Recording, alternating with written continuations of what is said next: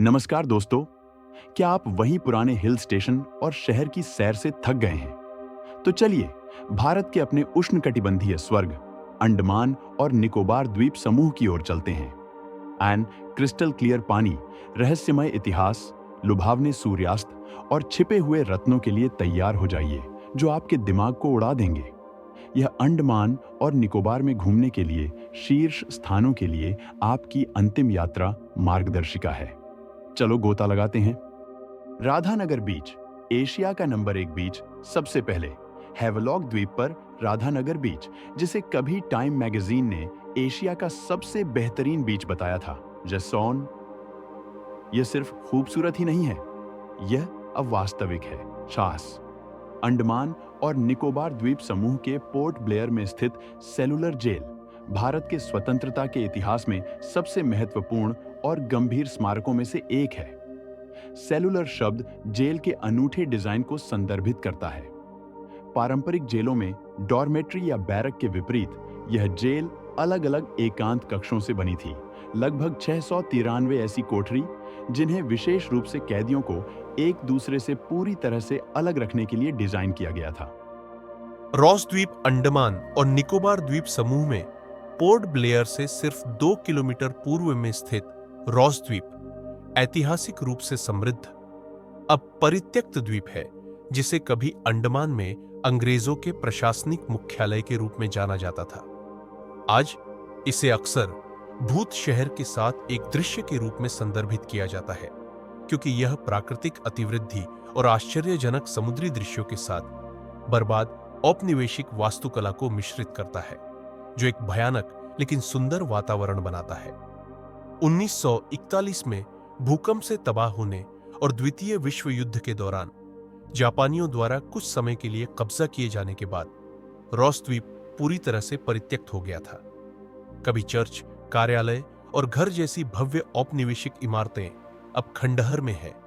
धीरे धीरे बरगद के पेड़ों, लताओं और वन्य जीवों ने उन्हें पीछे छोड़ दिया है, जो इसे भूत शहर जैसा एहसास देते हैं। हैवलॉक में स्कूबा डाइविंग। जब लोग भारत में अंडर वाटर एडवेंचर के बारे में सोचते हैं, तो एक नाम सबसे पहले आता है, हैवलॉक द्वीप, जिसे आधिकारिक तौर पर स्वराज द्वीप के नाम से जाना जाता है। अंडमान और निकोबार द्वीप समूह में स्थित हैवलॉक गोताखोरों के लिए स्वर्ग है। अपने क्रिस्टल क्लियर फिरोजा पानी, कोरल रीफ और जीवंत समुद्री जीवन के साथ यह वह जगह है जहां समुद्र एक पूरी दूसरी दुनिया के लिए अपने दरवाजे खोलता है। यहां स्कूबा डाइविंग सिर्फ पेशेवरों के लिए नहीं है। भले ही आपने पहले कभी डाइविंग न की हो, लेकिन शुरुआती लोगों को उथले डाइव के दौरान सुरक्षित रूप से मार्गदर्शन करने के लिए प्रमाणित प्रशिक्षक मौजूद है, जहां आप अभी भी क्लाउनफिश, नीमो, समुद्री एनीमोन, तोता मछली, स्टिंगरे और कभी-कभी समुद्री कछुए भी देख सकते हैं। लोकप्रिय डाइव साइटों में aquarium, light house, the wall और बाराकुडा सिटी शामिल है। नील द्वीप। जबकि हैवलॉक को सभी की नजरों में सुर्खियां मिलती है, नील द्वीप, जिसे अब शहीद द्वीप के नाम से जाना जाता है, अंडमान द्वीप समूह का शांत भाई है, जो शांत, एकांत और भीड़-भाड़ से दूर रहने वालों के लिए आदर्श है। नील द्वीप छोटा है, सिर्फ 13.7 वर्ग किलोमीटर, लेकिन प्राकृतिक सुंदरता की बात करें तो यह बहुत ही आकर्षक है। प्राचीन समुद्र तटों, हरी भरी हरियाली, नीले पानी और समय को धीमा करने वाली जीवन शैली के साथ नील डिजिटल शोर और शहर की अराजकता से बचने का एक बेहतरीन विकल्प है। यह द्वीप 3 समुद्र तटों के लिए जाना जाता है, जिनमें से प्रत्येक की अपनी अनूठी विशेषता है। लक्ष्मणपुर बीच, लंबी सैर और सूर्यास्त के लिए एकदम सही। भरतपुर बीच, स्नॉर्कलिंग और उथले पानी के खेलों के लिए बढ़िया। नेचुरल ब्रिज, हावड़ा ब्रिज, प्राकृतिक रूप से बना एक रॉक आर्क, जिसे कम ज्वार पर सबसे अच्छा देखा जा सकता है। फोटोग्राफी के शौकीनों के लिए चिड़िया टापू, सूर्यास्त स्थल। अगर आपकी यात्रा पोर्ट ब्लेयर में समाप्त होती है, तो सबसे बढ़िया जगह आखिर में है चिड़िया टापू, जिसे बर्ड आइलैंड के नाम से भी जाना जाता है।